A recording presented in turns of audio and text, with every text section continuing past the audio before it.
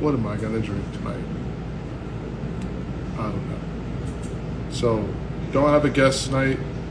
We're just gonna have, of course, once Wendell comes in, if Say can join us from Africa. Still don't know what time it is over there. But outside of that, anyone that wants to join, what's going on, bro? Anyone wants to join can join. We're just gonna have an open forum, have some drinks, talk some shit,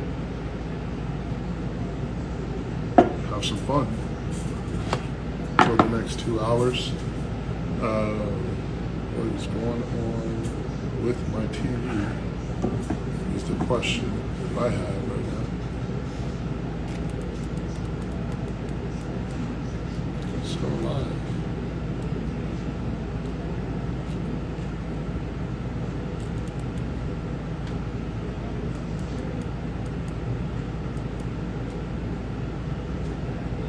What's up with this?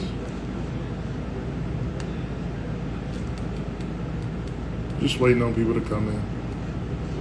Till then,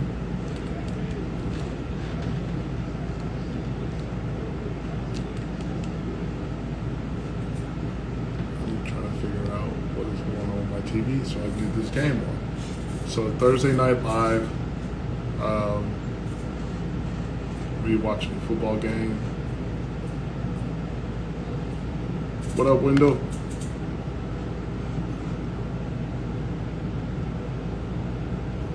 Should be joining here very soon.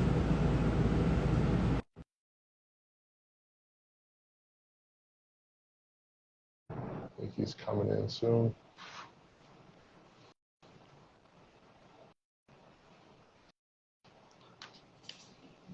What up, bro? What's up? Shit. Watching this game, trying to figure out what I want to drink, man. What are you pouring up? So I got red ale right here. I'm gonna taste test the lumberjack braggot. I'm gonna taste test that tonight, and then I think later I might take a sip of this. What is that? Tire? So it's from a local distillery. It's called Tire Fire, and then they aged it in they finished it in a rum cask. What is it? Is it whiskey or is it beer? Yeah, so it's a single malt. It's peated, but it's made here in the U.S. And they aged it, like I said, in a rum barrel. So it has those notes. It's good. All right. Sound like it. I was gonna pour up this Corazon.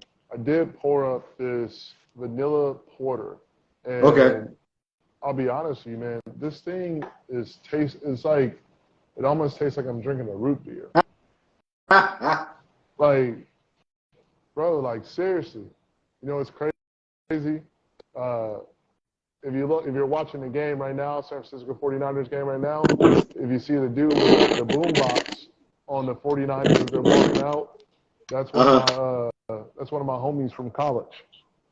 I used to hang out with him all the time. He's assistant to the head coach for the 49ers. Really?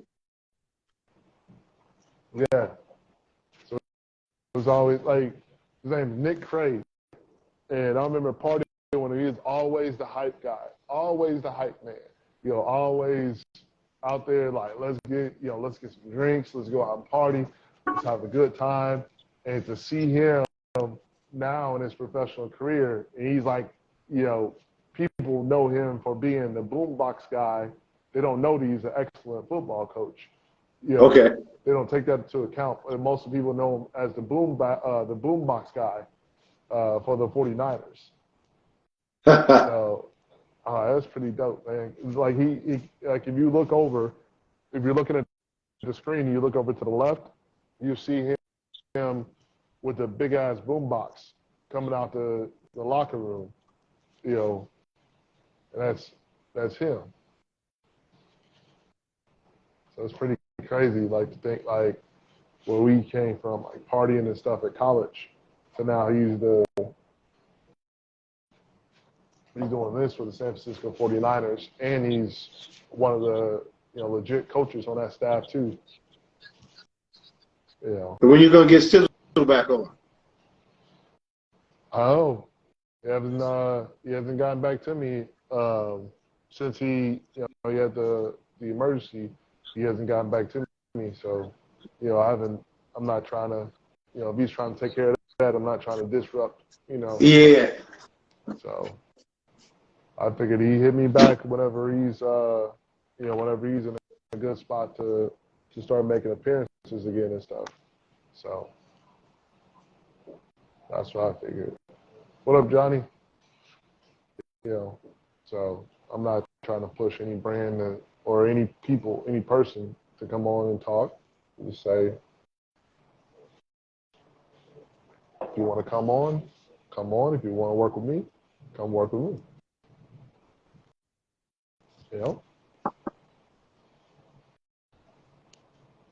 Tilted Farmhouse. Tilted, send a request, or Johnny, send a request. I haven't talked to you, Tilted, in a long time. I want to know how that the house brew, the home brew is coming along. Remember he was talking about, he said he had a home brew going? Yeah. Yeah, so see how that's going. So what else do you have planned out? Like, what are you going to be taking to, what up, Form? I'm going to send you a request, man.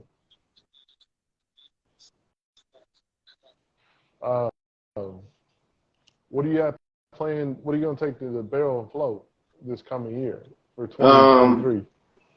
I'm going to do a barrel-aged brick tea. So it's going to be... What's up, gangsters? What's up? It's going to be one more. What's up? Black tea. It's going to be a braggot. So I'm going to have honey in it. Damn, man. I just killed the shirt. What happened? I said I just killed a shirt. Fuck damn. Yeah, I just burned it.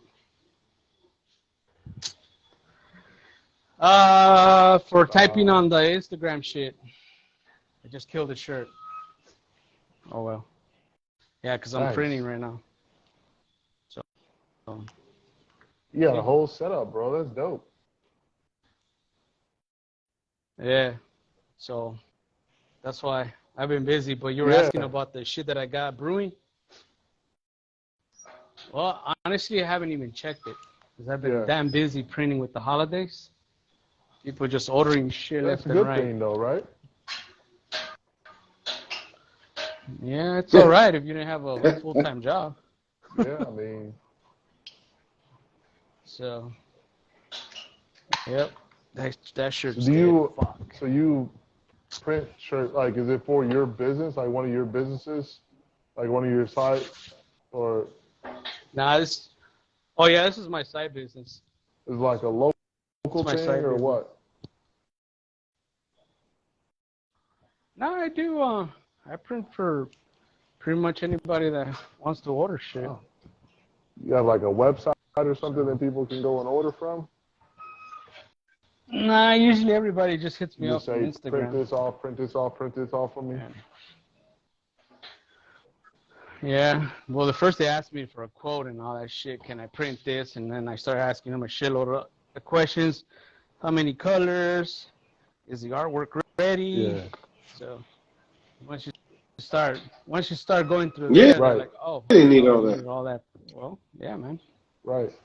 And you need all that info. I mean, can't just give you a price. Can't just say $5 and then like they say I need 1,500 colors, and you're like, fuck you.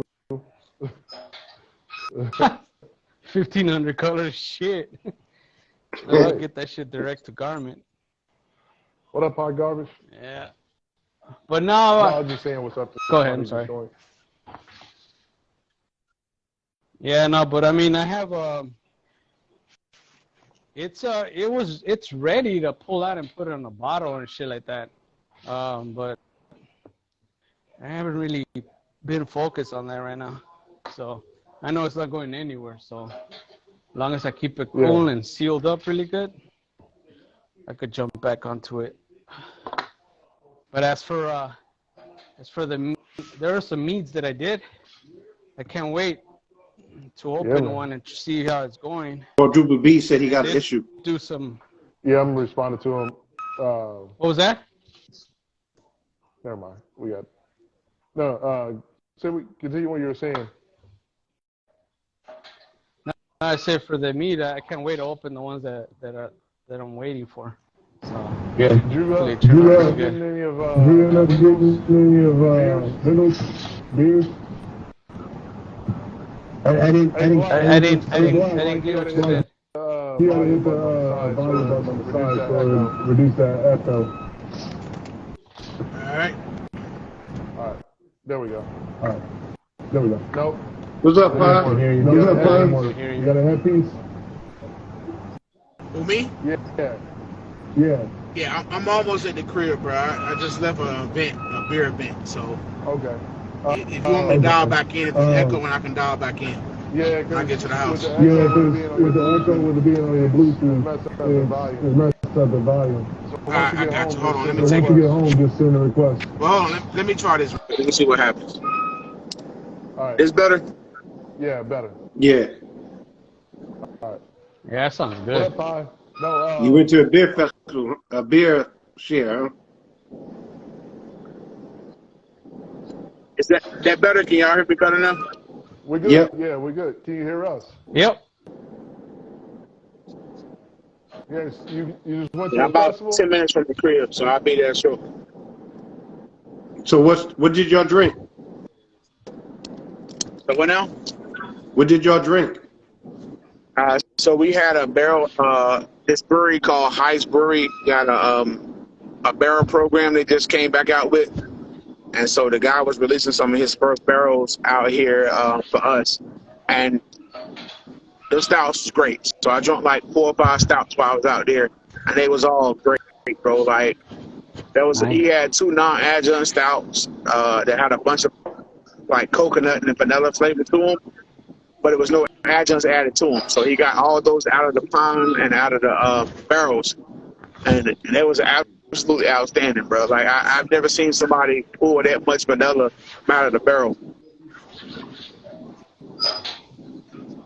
Yeah, vanillas are very hit or miss for me. Like, I'm drinking this vanilla porter, and this is a miss for me. I'm just drinking it just to get it out of my fridge.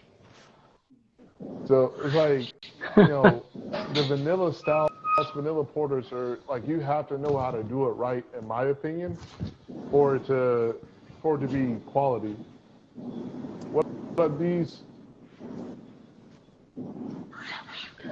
So, what's a vanilla stout is like your go-to for y'all? Like, what are some vanilla stouts are your go-tos?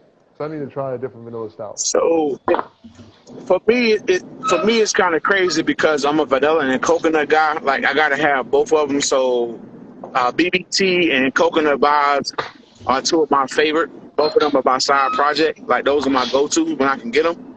Like I got like 4 of them, 4 BBT going away right now from side project. So those are like my go-to. And BBT is a non-adjunct, but it has a lot of vanilla flavors to them. So. Okay. Wendell Farm. I mean, I try a few. I mean, there's a few locally in Georgia that have some vanilla ones. It just depends how they do it, if it's good or not. Is there? Man, I haven't had a vanilla stout in a while. So you probably just don't even know like any ones that really are doing anything right now. It's like the vanilla stout I always go to. I think either Great Lakes or Founders has a vanilla stout or something like that, that I usually pick up. But like I haven't found, like I'm bigger into tequila than I am to beers. Yeah. So I haven't really explored, so to say, the smaller brands for vanilla stouts. So I go with one of the big brands for the vanilla stouts. I mean, we got a few, like Orpheus here that has, some vanilla ones. Pontoon has a vanilla one. Cherry Street has a few. In fact, they got a coconut one. Nice, nice. Now, this vanilla porter, I mean, it's okay. For this, it's okay. But like, I highly prefer. So this came in a variety pack, and I highly prefer the other three brews that came in there over Okay. that. Oil that sex swing, brother. I'm about to go crazy over here, man. Harvey said, "Oil your sex machine, man." Pi is excited right now. Right. Hi, you want to borrow his swing? You and the old lady can get some fun on it.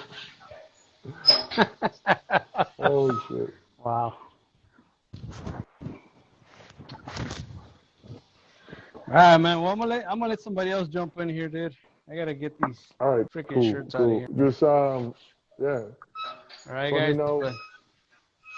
But I do have some new tequilas that I haven't opened that I'm trying to get to that shit. It's just like I said, man.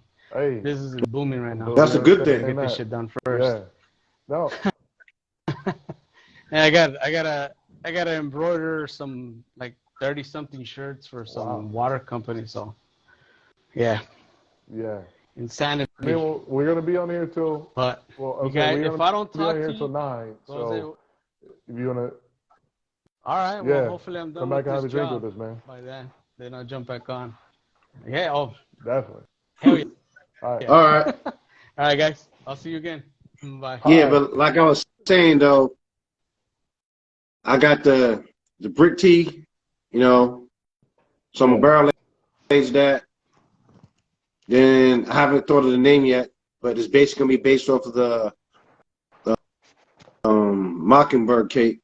So I'm going to do. I think I haven't really. I know I'm going to do purple pineapple. I mean, pink pineapple. I haven't decided between red bananas or plantains, and then Oh wow. You and said then red bananas. yep, and then pecans. It has its own flavor. So I'm thinking about that. The pink pineapple and pecans. That's gonna be something crazy, man. And I haven't decided what honey yet. That's gonna be an insane fucking creation. So I'm bringing that.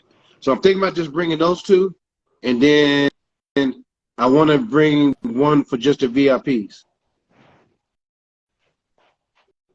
Man. So I haven't really decided on that third one yet.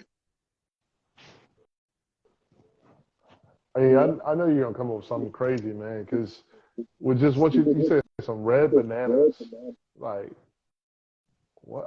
I didn't even know there was such thing as red bananas until you. It has its own flavor, and then like I said, I don't know if you have pink pineapples.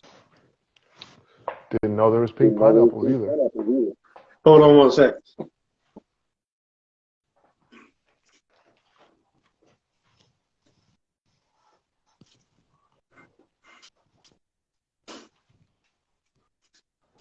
Yes. Break said VIPs. What? Is Pink pineapple. It's in the my fruit freezer. actually? The meat is actually pink. It's pink. Wow. Right? Pi, what do I have to do to become a VIP? You know what I'm saying? Like, what do I need to do to become a VIP? Huh? Pi and I want to know, what do we need to do to become VIPs? Well, I haven't started that yet with my stuff, but like at Barrel and Flow, they have a VIP, but basically my VIP is gonna be called High Gravity Guardians. High Gravity Guardian. So you're gonna come up with the Doug one of his bets. Pierce. Yep. Nope, he said he's sipping. He did. He got his batch in today.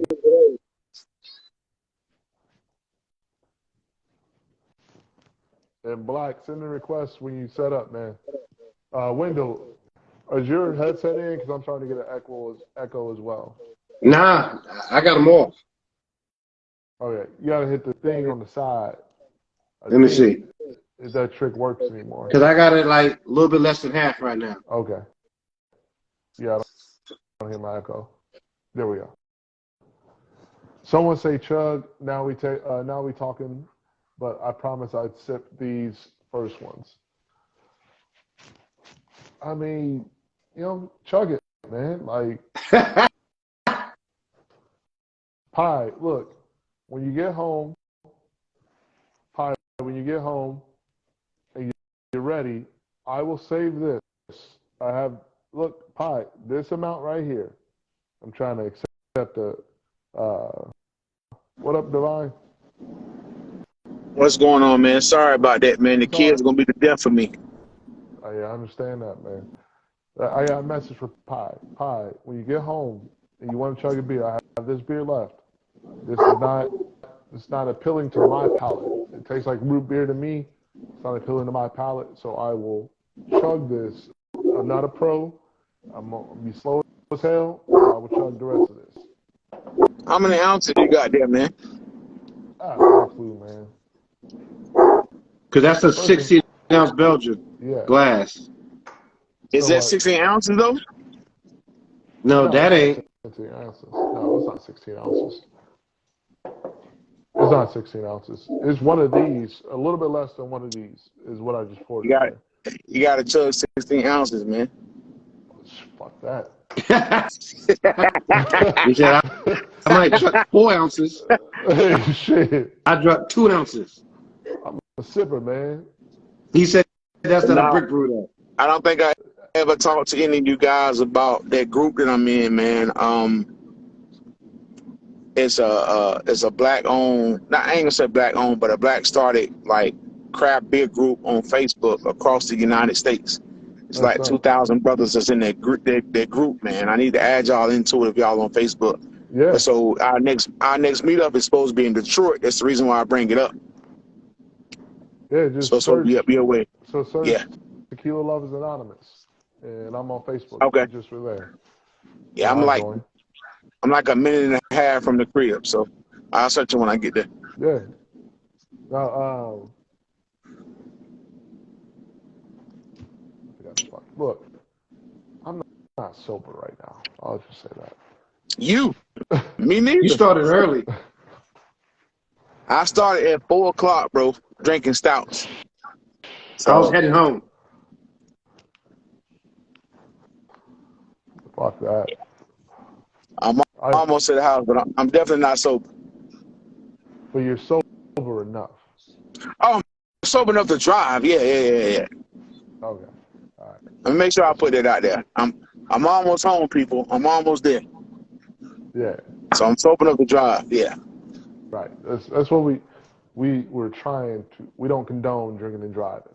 So if you know you're going below, you're going to be below the legal limit, then go ahead. I got a little machine, man. It's somewhere in here.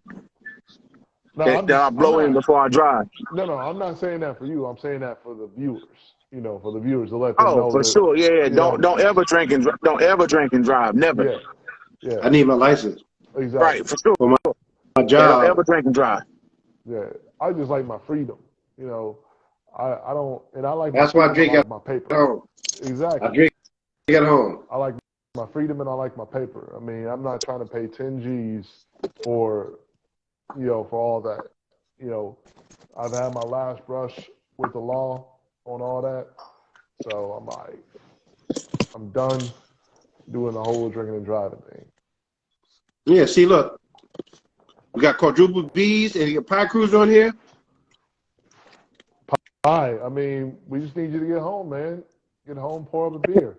How long till you That get dude, home, Pie? that dude be calling me quadruple B's, boy. Hey, you know what's funny though, man? I'll be watching TikTok and shit as I'm writing articles and stuff. And there's was it Swizza or SZA started like had this song where it's like it's big boy Cameron and season. I got pizza. Have you ever seen? Like, have y'all ever heard that song where it's like, or the trend on TikTok was like, it's big boy season, and it has like a lot Yeah. of like husky boys, like, bro, that shit. I watched that shit for like 20 minutes, like yesterday. I watched it like 20 minutes straight, just big boys, just. Yeah. I'm telling you, man. If you haven't seen it, it's hilarious. And, have you ever seen it, Wendell? No. Bro, it's funny. It's funny for some of these videos. I once drove home and almost hit a tree, only to realize it was my hair freshener hanging from my rear view.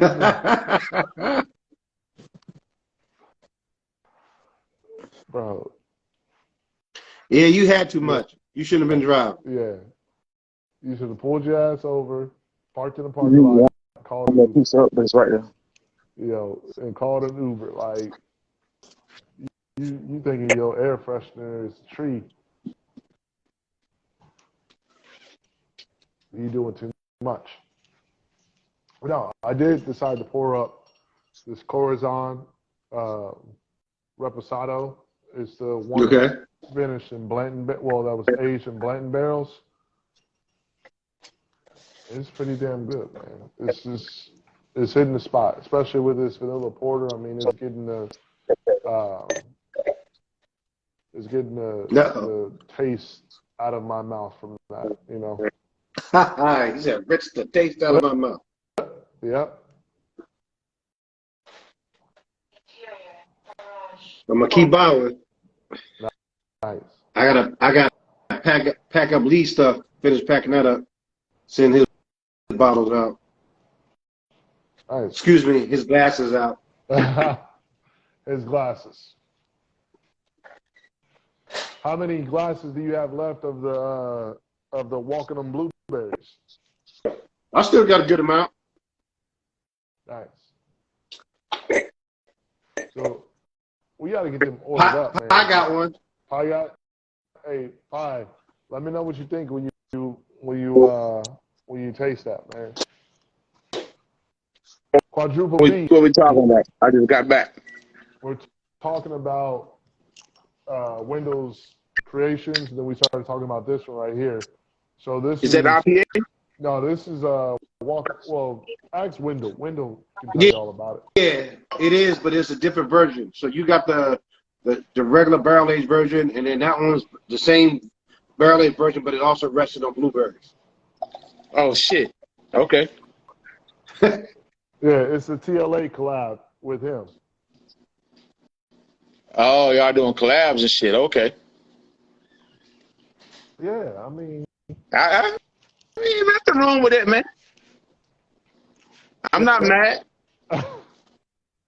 if you can do a sour ale, I will send you my logo, and we do a collab on that. Because I want to. You talking about me? Yeah. So my issue with collabs with other people is I do collabs with breweries. I don't homebrew. I do collabs inside of a brewery, so that'll be hard for me to do. Can't do that. Can't tell them you want to do a sour. It has to be my recipe or theirs. Nope, can't do it. For a sour. I got too much proprietary stuff. Can't do it in no brewery. Yeah. So, I mean, me and him talked about this before because he didn't want to really talk about what he was doing. So me and him talked about that before. But what you're saying, TLA, is like, I can't go to another brewery saying I want to do this sour. and I want to brew this guy's recipe. Like, they won't do it. I've I tried that don't before. have They won't do it. I don't have recipes. I don't Oh, know. I only have one sour recipe, and I need to work on it. I'll say that much. I never brewed a sour before, so I need to work on it. I mean, all I do is just do one request. Like, all I do is just do one request and say, hey, can you do a grapefruit sour, so to say? You know, that's all I ask. And then I see my logo. I just find it, you know, I find it pretty dope. Have my name on different things. As far as how you, But why would you know, I put your logo on it if I'm brewing it? no, you can put my logo somewhere on there. I'm not saying you have to use my Oh, logo. I got you. I got you. I'm not asking for any money either. I'm just saying I think it'd be pretty dope. Like, I'll just see my logo. You put it in there where you want to put it in there, and you say this is my TLA collab. So let's talk about that real quick, man. With people doing brewing and stuff like that. So, like, I went to a HBCU. Shout out to Southern State. I went to HBCU, and a lot of my friends from the HBCU, we are very independent, right? I'm gonna put it that way. So when I brewed my first beer, I called these cats out here. I hit it up, put it on Facebook, put it on Instagram. Everybody's like, yo, we coming to support you. My beer sold out in 2 hours. All my friends, this is what my friends are telling me, yo, why the fuck you working for them? Why they getting all the profit off of it? Let's build our own brewery. I said, y'all got $500K? Y'all got $500K for us to start our own brewery and a location, right? So it takes a location too. So they kept saying that.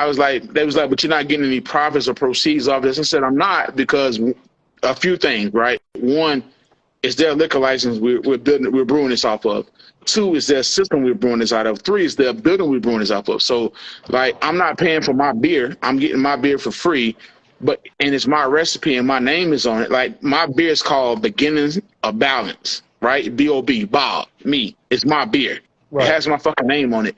So I'm like, y'all really don't know what y'all talking about. So, but I had so many black people saying, oh, you're giving in to the white man. You're letting the white man take all your profit. Nah, the white man has put all the work in and allowing me to brew a beer. And the ingredients.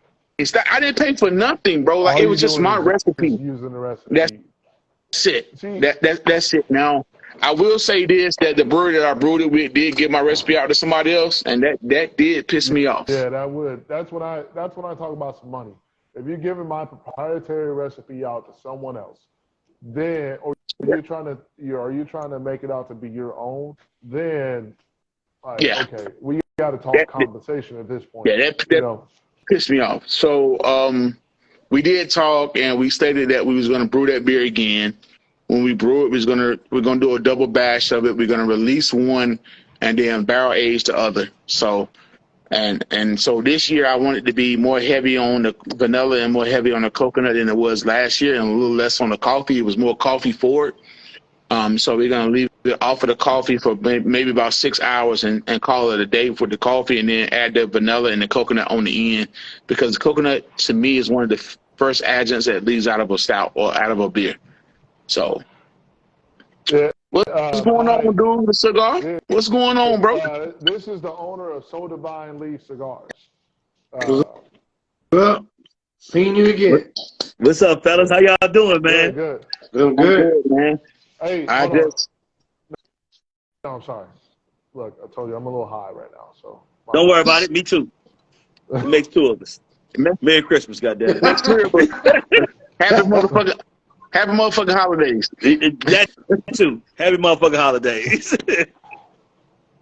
No, man. I think that we as brown and black people, we don't understand the cost of doing business sometimes. Right. And they thinking that you're selling out, but you're not. You're selling up.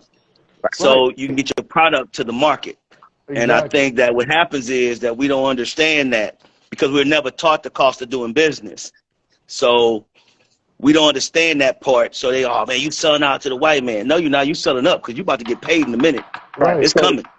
Exactly. So what I told these cats, man, and don't get me wrong, man. If anybody on here from my clique, they know who I'm talking about. Shout out to y'all. I appreciate y'all supporting me the whole way through my beer journey or whatever.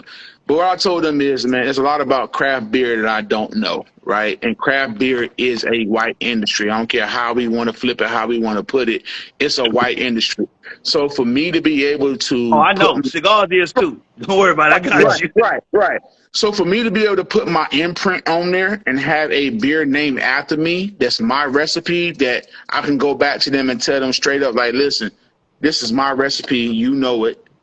Don't try to flip it. Don't try to twist it. Don't try to turn it. Don't give it to nobody else. To me, that means a lot, right? So I learned more from that, even though it's my recipe and they gained off of my recipe, but I learned how to brew. I learned how to brew. I learned the front end of packaging and labeling, and I learned marketing from them as far as beer goes. There was so much stuff I learned from them, and I try to tell my homeboys, like, bro, that's invaluable to me. Right. Yes. Well, like you can't put a price on it. What you learn from them, if you go out and try to learn somewhere else, you're talking about 20, 30 grand somewhere else. And now you're talking about, okay, they made $100 off of your recipe. You know, like the exchange, you have more, you got the better end of that exchange. You got more value. Exactly. You got 20, 30, grand worth of value, plus you have contacts, plus you sit here and you have that reputation to be able to say that you were a part of this brand's brewing program. You know, they don't understand the value in, what is that? That's yours? That's my beer, bro. So I picked out everything from the name, the label, the recipe, all the way down to the bottling with the wax and everything else. This is my bottle. Yes, so, I mean, you know, you had a place where you can go and learn, you can make mistakes and everything, and not have to pay any money out of your pocket to be able to do that experimenting and to actually put a beer to market without having to worry about putting, losing this much money. They're the ones because let me tell you something. I know about losing money. Hey, me too, man. So, man, I'm gonna get back to you in 1 second because I got a lot of questions for you. I'm gonna get back to you in 1 second. But to finish it up about my beer, man, and what I'm trying to get people to understand is, you're right. I don't own that brewery. Right, I don't even own the rights to my own recipe. Right, I don't own that. But two things, right? One, you don't understand what I learned through this process, and to me, that's more valuable than anything else. And two, you don't know craft beer. I could find your recipe and change one thing on your recipe, and it ain't your recipe no more. It belongs to you. It belongs to them. It belongs to me at that point. So it's all about what you want to share. That's why my brother to the top right here, man. That's why I respect him by not putting this stuff out there. Because once you put your stuff out there, you put your shit out there, what you're doing, people are going to take it. People are going to, if they like what they There's people now trying to figure it out, but they just don't know how I brew my stuff so big. And I ain't showing them what. So if they ever figure that shit out, they're going to take it and they're going to make it their own. Right, so I commend you and I applaud you, and I told you this before. Don't get nobody your shit. Don't talk to me. Don't even talk to me about it, because I brew beer.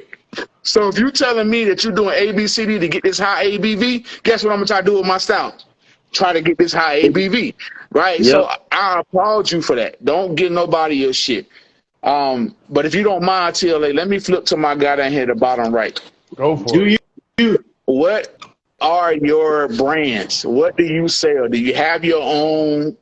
I'm a craft beer guy, but I'm also a cigar guy. So what brands do you have? Where can I buy your stuff? I was supposed to get some cigars, bro, and I haven't gotten any of my. Listen, I apologize, dog. I've been on the road. Listen, I just got home like 2 days ago. I've been to Dallas. I've been to Denver. I've been to Boston. I've been to Chicago, and now I'm at home. Wait. You came to Chicago and didn't hit me up. I didn't know you was in Chicago. Look, bro. I apologize. Listen, I was in Chicago and I was working. I was on a serious grind. So, and then working for the brand or working for your. Working for the brand.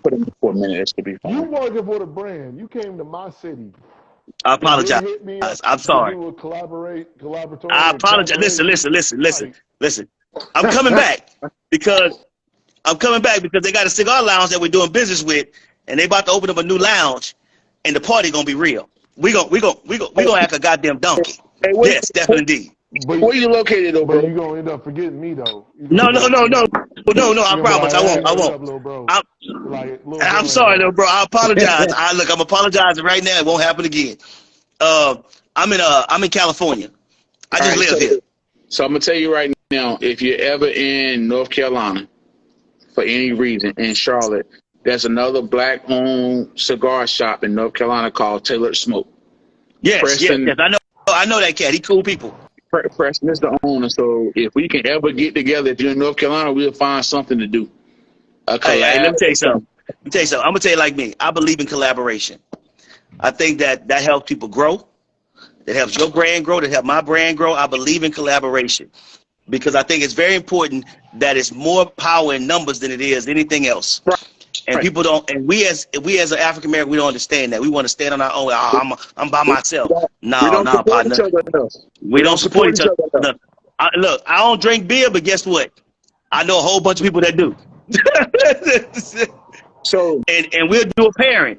I ain't opposed. Like I'm drinking like some really expensive goddamn rum right now from Virgin Islands. So, but I mean, that's just what I do. I love rum. I love whiskey. I love bourbon. You know, and that's what I drink. I don't drink beer, but don't mean I'm opposed to doing it. Gotcha. If you say lad, you can taste this, and I'll be like, if it's good, it's just fucking good. It don't make no damn difference. So now to my questions, right? So what's the name of your establishment? That's number one. Do you have your own cigars? Number two. Number three, what brands do you support? And number four, do you ship? You gotta go one at a time. Let him. No, I'm gonna go one at a time. Okay. So all four of those go together. No, but so I'm gonna knock them out. Okay. He said, so the first one is, so the first brand is, my brand is Divine Leaf, because we definitely divine. And our hashtag is So Divine and You're Welcome. Because when you smoke it, you're going to say, God damn, I'm going to say, you're welcome. That's what I'm going to tell you. So that's number one. Our cigars are made in Nicaragua. I'm a half owner of the factory. And we grow the filler, the binder, and we source our wrappers from micro farms. So our cigars are totally different than you ever smoked. I can guarantee you that. And if you don't like them and you pay for them, I buy the shit that you like. That's how much I stand on it. Yeah. So I've been in the business for about 10 years now. And we really took an organic growth to it because it's really crazy right now. We was in American Whiskey Magazine last month, about 2 months ago. The only African American that's ever been in American Whiskey Magazine. We'll be in Cigar Snob in probably like another month or so. We'll be in CI probably about the middle of next year. So our growth is really organic, and I like it like that. I'm not trying to force feed it. And we make custom craft cigars. That's what we do. And you know, I like a lot of brands, but I don't like them more than I like mine. So that's the answer to that question. Gotcha. He gone. No, I'm back. My phone just ringing. That's just all.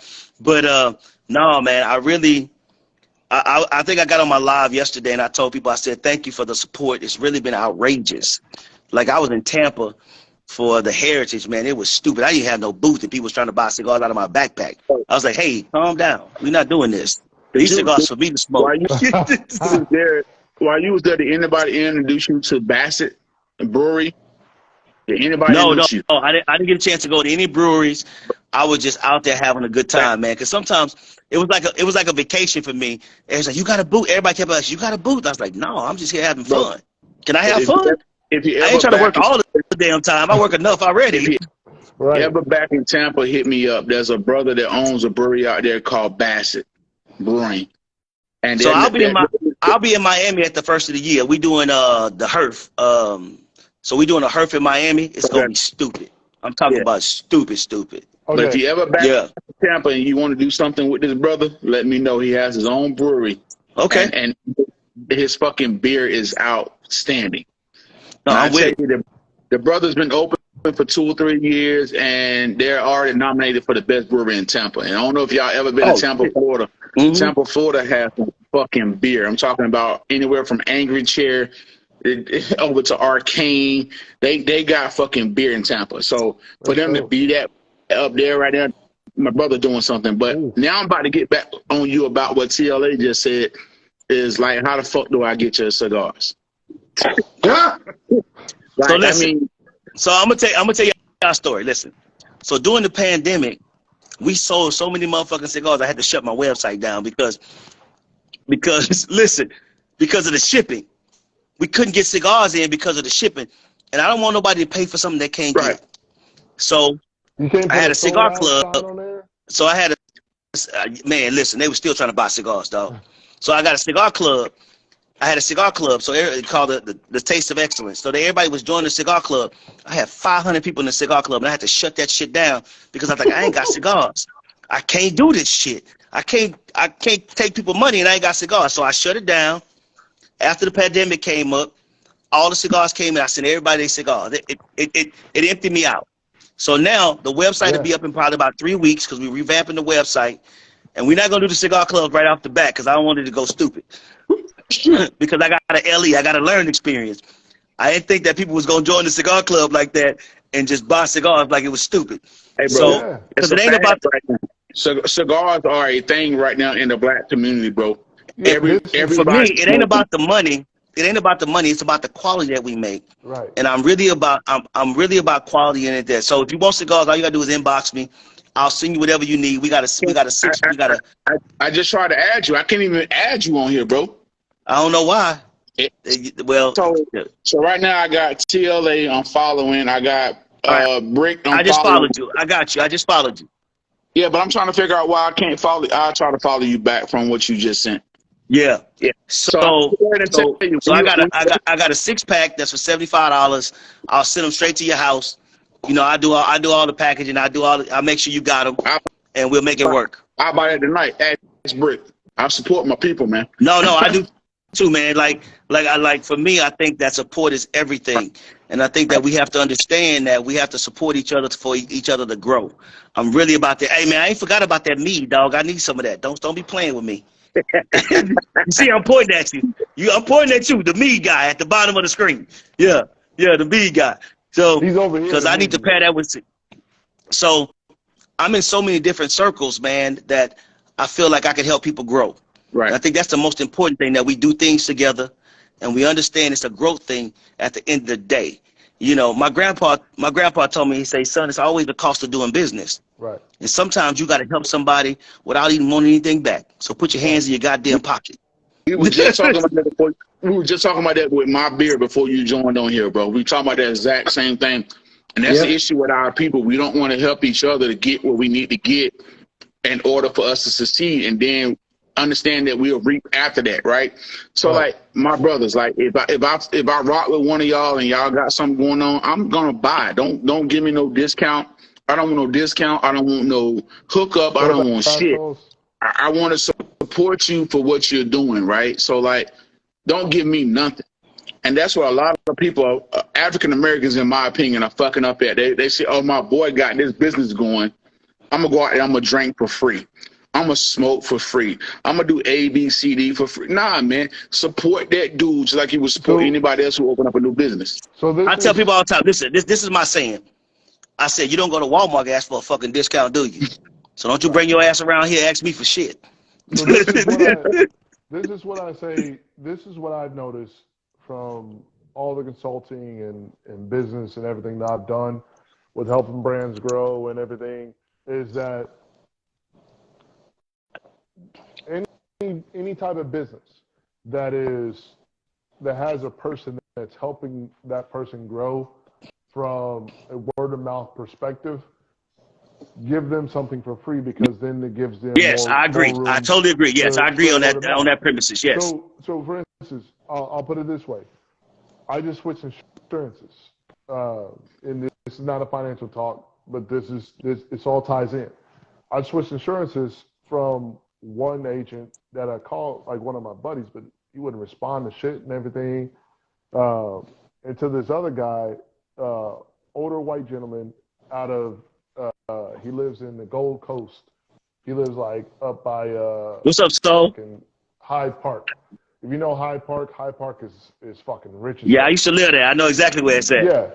So he lived in he lives in Highwood, I think is what it's called. High Park, yeah, Highwood Park, yeah. Yeah. So you know, we start talking and everything. I start telling him what I do. What he does is this. He says his buddy, like this dude is like the chair of like all these different like agencies, like these different like charity agencies and everything that can get these people paid, get these brands paid. And he said to me, he's like, you can fucking come up here this week and I'll introduce you to every single brewery, distillery, everything around me. He's like, you won't have to pay a penny for anything to drink. But you know why? You know why? Because I did business with him first, and he knows he knows that I can bring business to other people as well.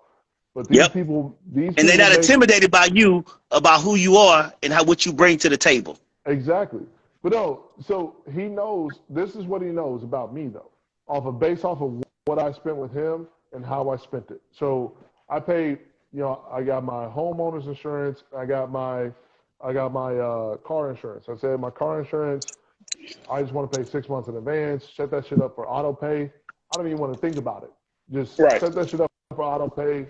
You know, the price is what the price is. It was cheaper than what I was paying, so you're good to go. And then I started to tell him, you know, he's checking me out. He's giving me that interview. He started to say, oh, what all brands have you worked with? Blah blah blah. Like, what is your thing? You have a website. You have social media and stuff. I give him all my, I'm saying, this is a part of casual conversation. I give him my website. I give him my Instagram, everything. So this guy goes on. He's checking me out as we're talking, and then immediately he says, oh, this is you? It's like, oh, I got a friend that owns a distillery, and this distillery has a bourbon, has a rye whiskey, has a vodka, a gin, and they're starting to come up and make tequila. He's like, I also know the people that are creating a tequila seltzer as well. He's like, and I'm also on every festival that comes here. That our biggest festival gets 1,000 people a year to this festival. He's like, I will hook you up on all this shit. He's like, you can come up here next week and I'll introduce you to all these different brands and everything. But it's because. And hey, why you introduce it to him? I'll be at every festival you talk about. Let's go. Right. So it's about the connections is what I'm trying to get at. It's like, you give with that guy. He said he drinks for free everywhere he goes. I understand that because of who he is and his connection, and his willingness to open up and see how he can connect people. Now he has a natural avenue into helping his friends that own this distillery launch their tequila brand through me. And now, and he also has a natural in to help his friends that are launching a tequila seltzer through me. And so let that man fucking drink for free. Let him do whatever he wants for free because if he want to smoke for free, let me know too. I'll send you some cigars for him too. Hey, if he wants, because that dude and Hyde Park, you gotta have some fucking money to live anywhere around there. Anywhere. So around it. He's not gonna introduce you to anyone that can't afford what you're selling. Yes. Hey, look, bro, inbox me your address again, and I'm gonna send your cigars out tomorrow. Yeah, I got you. I got. So I've been really busy, so that don't let my mind say my heart. I got you. Yeah. So like Bob, I got a couple questions here. I gotta ask Pie's question. Okay. Pie said, should he drink your glassware at room temperature or should he put it in the fridge? That's for you, Brick. What type of beer you got? It depends. Yeah. What type of beer you got? Well, this is you definitely don't want to do a cold. So the beers I would probably do about 50 to 65. Started at about 50, and as it warms up, you get more of the aromas and the flavors. Hey, look, I'm learning about beers right now. Like, y'all really teach me about beers because I don't really drink beer like that. Like Yeah. so But this so is kind of different than That most of the beer you're gonna have. his shit ain't Because it's gonna be beer. closer to what you like. His shit okay. damn near liquor. Okay, so This shit is liquor. listen. I need some of that shit so I can drink it with my guy, smoke it with my cigar, so I can pair it, post it. You let me know what I got to do to get it. And you smoke cigars? That's one thing I don't do is smoke. Hey, You're missing Divine, out. don't worry about that. Send me his cigars. And don't you worry about it. Don't you worry about that shit. I know a No, lot of people that do. Hey, look at me. Look at my face. Don't you worry about what the hell he do. Hey, listen. Send me that man's cigars, and I'll take care. Hey, look at my face. You gonna take that, boy? I'll take care of that shit for him. Because you sitting right here. I was going to say something earlier, but TLA was talking. You sitting there smoking that motherfucking cigar in front of my face, pissing me off, man. Making me mad, man. So this is in my face. this is Yeah, so exclusive cigar that we make called the Divine Puro. This cigar is the Divine Puro. We make this. We only get this out at events. So if you're not at the event, you can't get this cigar. But however, I like that shit. However, since you talking shit to me, I'm gonna send it to you. I'm gonna talk some more shit too, so you can send it to me too. Yeah, I got you. But so like in Charlotte, North Carolina, man, and I tell a lot of people this, like a lot of people don't understand what Charlotte is about to be. To me, and me being in Charlotte, me understanding what's going on around Charlotte's about to be the new Atlanta. And if anybody know anything about Atlanta, my boy does Charlotte Cigar Week. Bro, my boy Damon, that's my dude. Let me tell you something, bro. Charlotte is about to be the new Atlanta, and we're about to take over Atlanta. Give us a couple years, we're gonna take over Atlanta. Charlotte is about to be that spot, bro. You're talking about from beer. The only thing that we don't get, and you're gonna get on me this TLA, is we don't get a lot of bourbon and tequilas here, bro. Like that's because you're a state. Y'all should. You missing out. But they go to Raleigh, North Carolina, but they don't come to Charlotte. I don't understand that shit, bro. Listen, like, I'm gonna give you a bourbon. I'm gonna give you a bourbon that you should find. It's called Penelope. It's some of the best shit ever in life. I posted about Penelope yesterday. Let me tell you something. So my guy is Look at him. He's like, hold on. So listen. I gotta write this shit down now. Hold on now. He said, hold on. So listen. Hey, look, so one I of don't my even know how to spell Penelope. So one of my good friends is the curator of Penelope. So he curates Penelope. Hey, I told him, I said, that's a bad bitch. That's my new mistress. That bitch bad. That bitch is bad to the motherfucker, boy. Hey, let me tell you something. TLA, you got a picture of that Penelope. I know you do. He gonna get it right there. That's what he going to do. I know you fucking got a picture of it. I know you do. You fucking alcoholic. You got the toasted version. That's 123 proof. Bro, that is not in North Carolina. It's not. No. Hey, that's the barrel pick. One second. So Brother Nash he's a guy who follows me. That's a brother that works at Sugar Creek Brewing in Charlotte, North Carolina. I just want to call that guy out. It's a brother that works at Sugar Creek Brewing in Charlotte, North Carolina. Want to call him out. But back to you, TLA. I haven't seen this shit in North Carolina. Hey, let me tell you something. If you find it, you buy it. That barrel pick that he got, that's 123 proof. I know. I got 5 bottles at my house. But y'all ain't hearing me though. Y'all not hearing me. Y'all really not fucking hearing me when I'm about to say to y'all. I can't get that shit in North Carolina. So who's going to send me a bottle of it? Like, look, I got a connection for you to send. I got a connection here in Illinois. Hey, listen. The way my whiskey set up, I can't see you about that shit because they don't sell in California either. You ain't shit. Hey, listen. When I bought the 5 bottles, I was in Chicago. I bought all 5 of them. Yeah. Exactly. So you already know who to talk to. Right. Yeah. I mean, yeah. Don't send him the white. Don't send him the white label. Send him that goddamn toasted label. Send him that. Don't send him the white label. Hey, TLA. This is the thing about me, bro. This is the thing about me. I love good whiskey. I love good tequila. I love good bourbon. I'll pay for it. You get what I'm saying? Yeah. So if you can get a hold to a bottle of it, if it's up there in Chicago, along with Broughton Brothers, if one of y'all can find Broughton Brothers, because Broughton Brothers ain't in I see that all the time. I got that here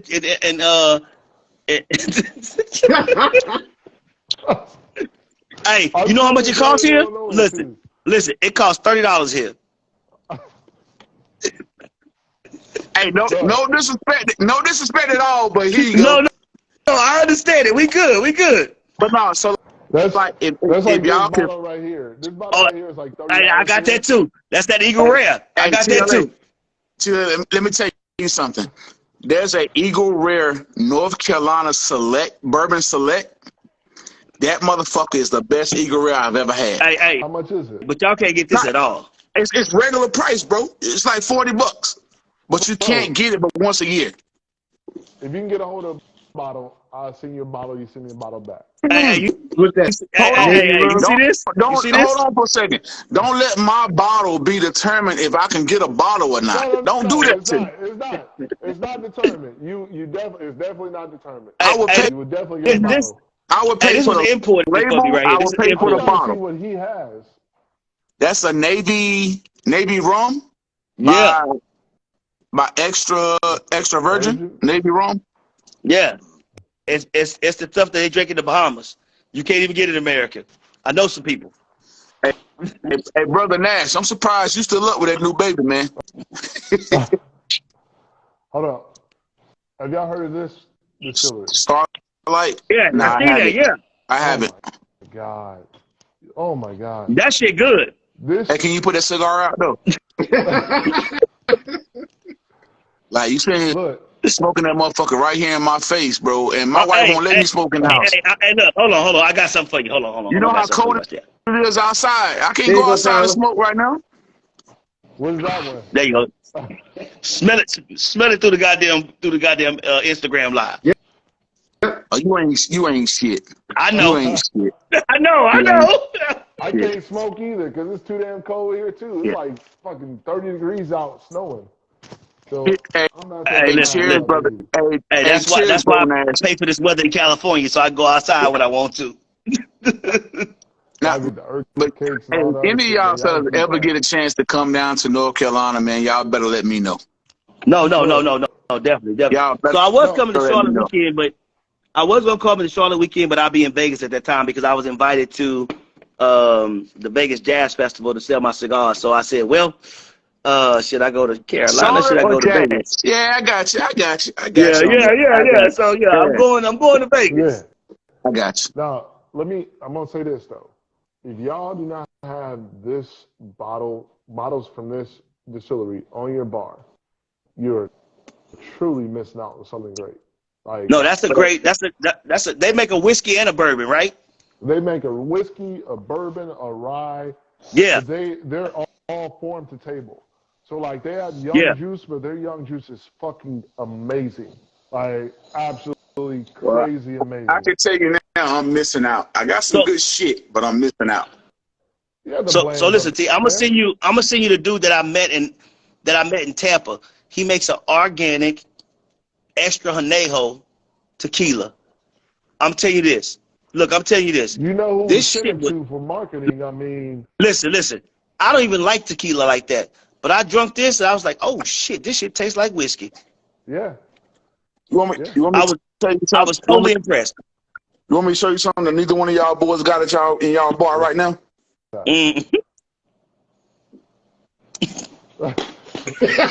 What is that? That is moonshine. That is my apple pie moonshine. I make that shit myself. I don't have apple pie moonshine. Well, you know what you can do? You know what you can do? I'm gonna send you my address. You just send it to me. I'm gonna drink it straight. Let's do it. Hey, don't bullshit me. I'll send that shit straight to your ass. I ain't playing. Hey, send me your address and watch that motherfucker be in the mail tomorrow. Oh, he got that white lightning. You playing. That shit there, that shit might make you blind. I ain't fucking with that shit. You should try to smell. Nah, my man out here trying to play me like I ain't in North Carolina. Hold on for a second. Hey. Hold on. You trying to play me like I ain't in North Carolina. What kind of moonshine you want? You want this kind? You want the regular? You want the blackberry? What kind you want? You want the cherry? This shit is damn. Hey, I'm from the country, big dog. We get rid of colds with this shit. Hey, listen. I don't want none of that shit. None of that shit. Don't worry about it. Don't send me none of that shit that's 180 proof. I'm good. Y'all see We this get shit rid is of still colds full. with this shit around here. Y'all see this Shit, you get rid. shit is full. Hey, you Y'all get rid of COVID with that shit. You drank that shit. COVID left. Hey, hold on Exactly. for a second. Time out. I don't agree with what he just said. I don't know about getting rid of COVID with this shit. Huh? Hey, I don't condone it. I don't condone that shit now, y'all. I'm just saying that white lightning can start a fucking car. Man, if you got a common cold, I'll tell you go ahead and take some of it. But I don't know about no Right. motherfucking COVID. Right. See, But no, man. So like, I told Britt the same thing, bro. Like, if I can get your name in front of a hope, and Britt, by the way, I haven't told you this yet. right. By the way, I am having a bottle share in a few weeks with a bunch of different brewers. So I want to make sure I get your shit in front of them. So that's when I'm gonna open your barrel age IPA. I'm gonna open it up in front of them. Whenever I can get my people in front of them. When is it? When are you doing it? It should be the first weekend. I think it's the 7th, the first weekend of January. I'll send you a couple. I'll be in Miami by then. Yeah, I'll be catching some nice sun rays. Hey man, don't nobody care what you're doing. You're a rich ass. Wait, Hey, we ain't got your money. What's your rich ass? Divine, I got a question for you. I got to know. Yes. What cigar lounges did you hit up here in Chicago? Or I was where in. were your events at? Where were your events at? So I was at. Damn, I can't remember the name of this goddamn thing. But he's 27 years old. Listen, this young man is so impressive. He's 27 years old, and he has the only cigar lounge in this area. And he said he's moving a county over and open up a bigger cigar lounge. Like, dude, let me tell you something, man. I had so much goddamn fun. It was so packed in that bitch. It was stupid. I'm talking about stupid.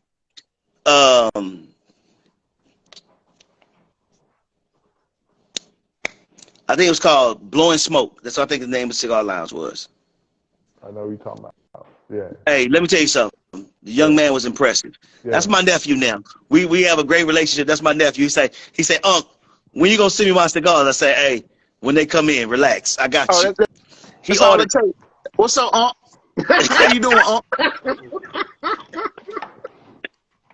hey, Unc. That's all it fucking takes. Hey, inbox me. I got y'all. We're gonna squash all this right now. Because before this I couldn't send you a message. But so like TLA, right? So we always switch this shit over to something real, right? We always tie it into something real. So I want to bring this up because I think my cousin just joined in. I'm gonna put this out here as a black man. At no point ever is it okay for you to put your hands on a black woman or a white woman. There's no point. Any woman. Any woman. At no point ever is it okay to do that. So I had an issue today, man, where I didn't know if I was gonna be okay or if I was gonna end up in jail at the end of the day. Somebody put their hands on my cousin. You guilty from the even she hit you, you still guilty. Not even that. My cousin didn't put her hand. My cousin know better. She didn't put her hands on nobody. So dude put her hands on him, and I was driving around for a couple hours trying to find this cat. like legit. Like I'm the type of guy that TLA can be around me with his old lady, and he can go to the bathroom. Somebody put his hands on his old lady, and next he come out the bathroom, and I'm in handcuffs. That's the type of dude I am. I got two girls. I was raised by my mom by herself. You don't put your hand on a female. Right. A female. I got two daughters too. I got two daughters too as well. A female is something precious, man. They give life. It's something that as a man we'll never understand. We'll never understand what a female goes through. So for us to be bigger, stronger, I'm not saying we're better than them. I'm not saying that we're more important than them, because we're definitely not. But in that aspect, for everybody who's watching, everybody who's listening, you never put your hands on a female. That's something you don't do. As a man, I don't condone it. I don't respect it. I can respect you as a man if you treat any woman anything less than a queen that she needs to be treated as. But that's the shit I had to deal with today. That's why I'm a little tipsy now, man. On the way home, because I had to deal with that shit before I went out. Yeah. Oh, so you trying to show off of how good it burns? That's what you doing? Right. He's showing off the ass. He's showing out how tight it was and how full of That, belief it is. Look, that dude ain't shit, man. He ain't hey, shit. hey, you know That, this hey, motherfucker got some money when you know he got some money. He can spend some money on some great cigars. Yeah, but quadruple B, you're gonna have fun trying to explain this beer to them. hey, TLA, Hey, go ahead hey, and look, delete when you send his it to ass, me, man. I don't know nothing about beer, but if it tastes good, I'm gonna say, damn, this shit good as fuck. That's all I'm gonna say. Yeah, but That's all I'm gonna say. he's going to the brewery. He's going to brewery. He's gonna have fun because they're gonna be trying to figure it out. Yeah. You talking about me? Yeah, they're gonna have You what talking about the the cigar hell is or this? your beer? The beer. Oh yeah. I'm gonna sit right there and tell the motherfucker same thing you told me. Hey, it's proprietary. I can't speak on that. Hey, listen. When you smoke a cigar at the brewery, all you gotta say is, it's so divine. That's all you gotta say. Well, the thing about the difference between beer and cigars, the cigar will speak for itself, right? So that cigar you're smoking right now, I can literally look at it. I don't know how it tastes, how it smells, but I can tell you that it's rolled the right way. I can tell you that it's rolled the right way. Yeah. Exactly. I can't. Yeah, I can't tell you how it's smoked and how it tastes, but I can definitely tell you it's rolled tight. It's rolled the way it's supposed to be rolled. But as far as beer is a little bit different. I can explain beer better than I can explain cigars. It's either you know it or you don't know it with cigars. That's my opinion. Right. I agree. What's up, RS? Beer's up to the interpretation.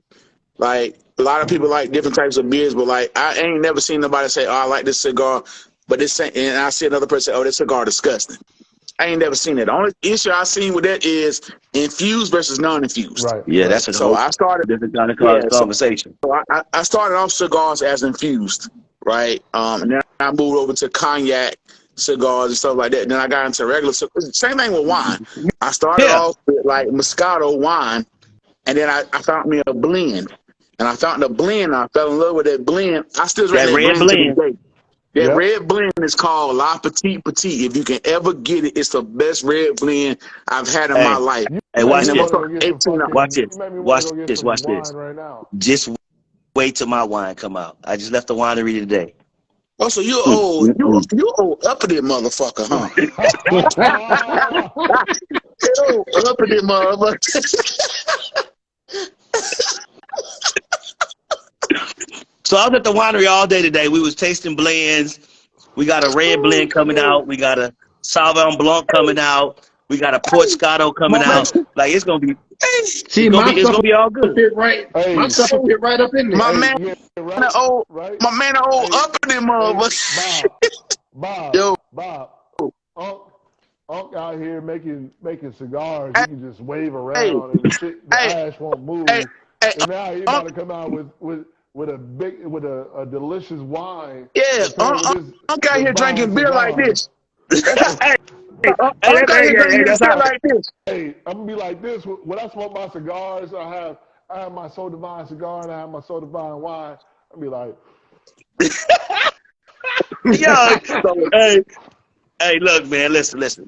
I tell everybody like this. Hey, Oklahoma, I have worked so hard. He uppity. Yeah, Oklahoma, he uppity. Look at him. Hey, that's my people right there. Assholes in the building. Hey, I live in a high end suburb too, so fuck it. We gonna be up. Hey, I do too. Hey, you heard Chevalier and them talk about my goddamn house. Hey. I told him, you stop that telling people I live in a goddamn airplane. I got an airplane place, airplanes land at my house. You stop that. Hey, time out. I'm the fucking HOA president in my neighborhood in the suburbs. Oh, look, see? No, I don't live in the HOH because they can't tell me what the fuck to do. Nope. Got a estate out there in Georgia. Yeah, me and you have a problem. I'm the fucking HOA president in my neighborhood. Hey, look, I don't give a fuck. We have a problem. I tell people they can't tell me how to put my fucking fence up. Hey, bro. Hey, Brick. I tell people in my neighborhood, even my friends in my neighborhood, I tell them it's two things.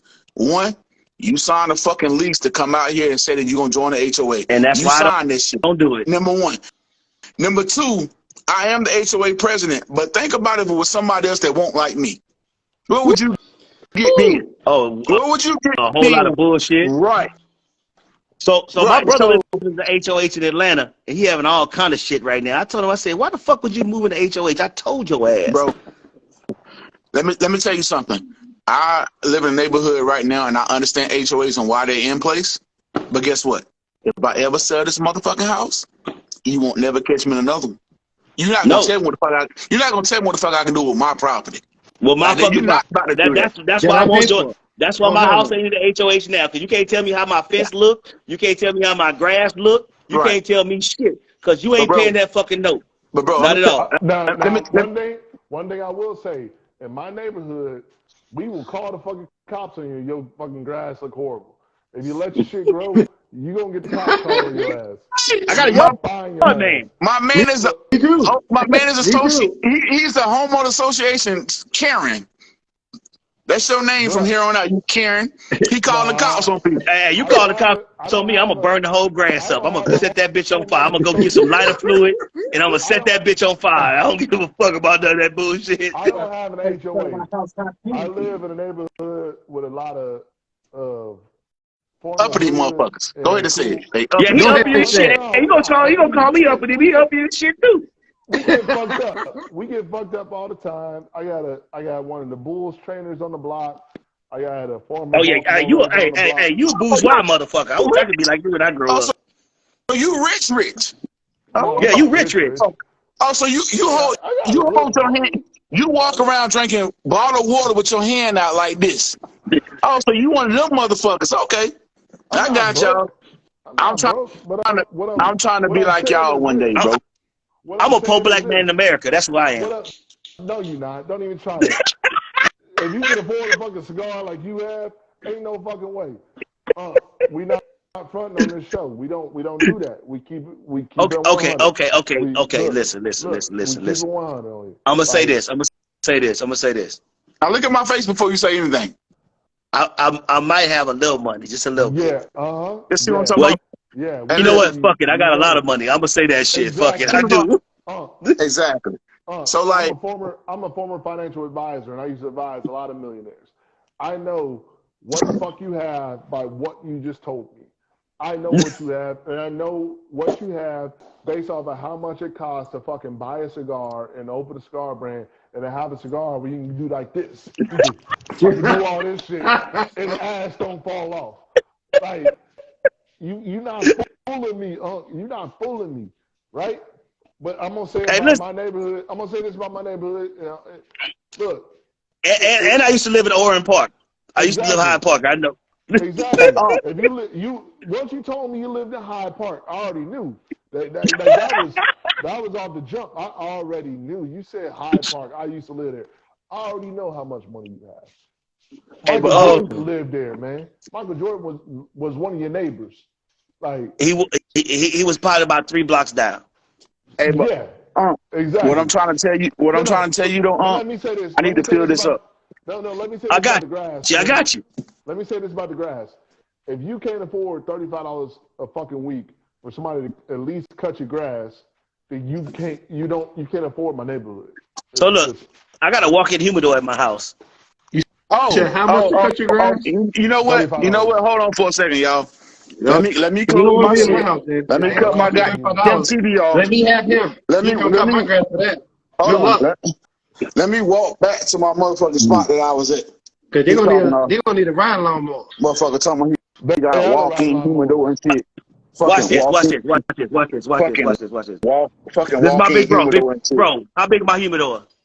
Fuck this bougie ass nigga. I'm not in this conversation.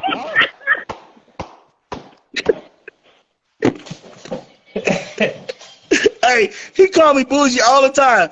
I was like, what you talking about? He said, you know the nigga I know that got a walk-in humidor in his goddamn house. You walk in that bitch, you can stand up in it. And I'm 6'3". And he's 6'3". I tell you what, man. Hey, listen. I thought I was somebody, but I apologize. Okay. No, don't Hey, do that. no, man. Hey, listen, man. I'm gonna tell you what I tell my friends. I don't hate. I congratulate, bro. I'm trying to get where you at. You Hey, get listen, what I'm the saying? only difference Hey, is look. this. Look, I made good financial decisions when I was young.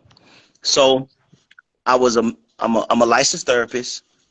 I had a business. I sold the business for a lot of fucking money, and I figured out how this shit worked. I figured out investments. I figured out residuals, and the deal that I made, I have residuals on the business as well as them paying me out as well. So every year I get residuals from the business that I own because I wasn't selling, because I had a license that was grandfathered in that no one can get.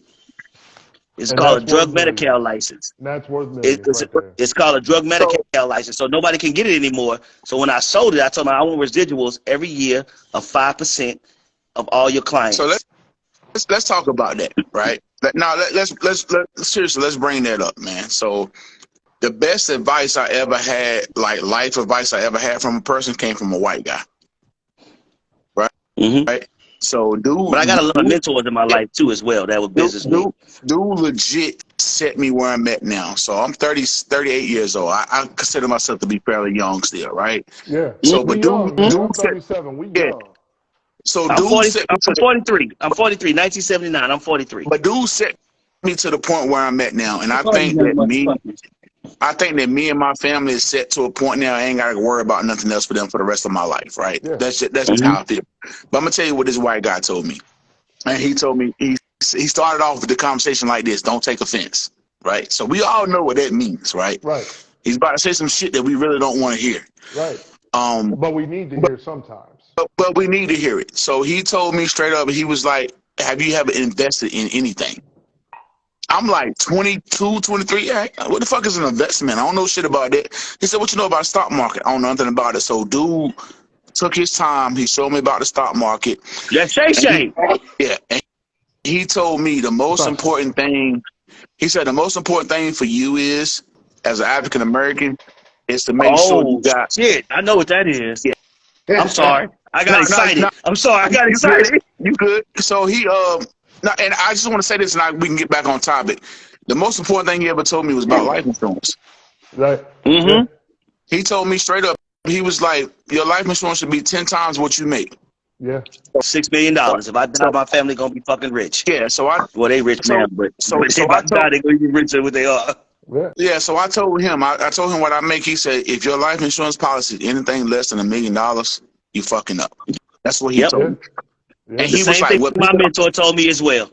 And he told me what people don't understand about life insurances is life insurances tell you one thing: they're gonna guarantee to bury you when you're dead, right? They're gonna give you the money for your family to bury you when you're dead, but they never said when you can borrow that money. Hey, You can you get borrow whole money. life. You can borrow that bitch anytime you want to. You can borrow whole life insurance With the right today policy. Yeah. with the right With the right policy. Whole policy, life yes. insurance. Right policy. Whole life insurance. So I told you guys I'm a former financial advisor. So this is what I used to tell people, and my meeting, like my sweet spot was wealthy individuals.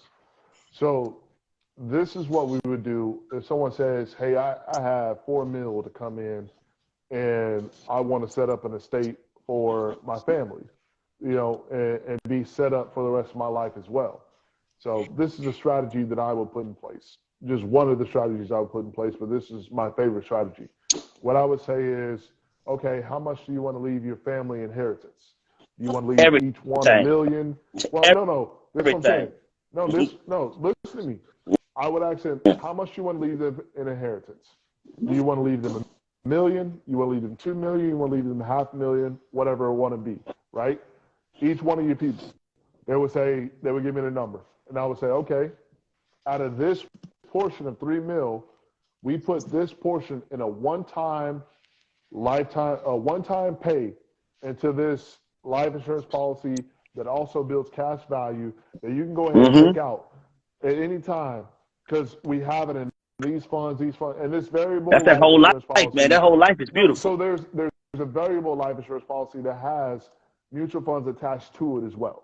So we wouldn't even talk about the whole life. We can do a one pay in a variable life insurance policy. It would pay for the face value of this that reaches what you want to do to pass on inheritance.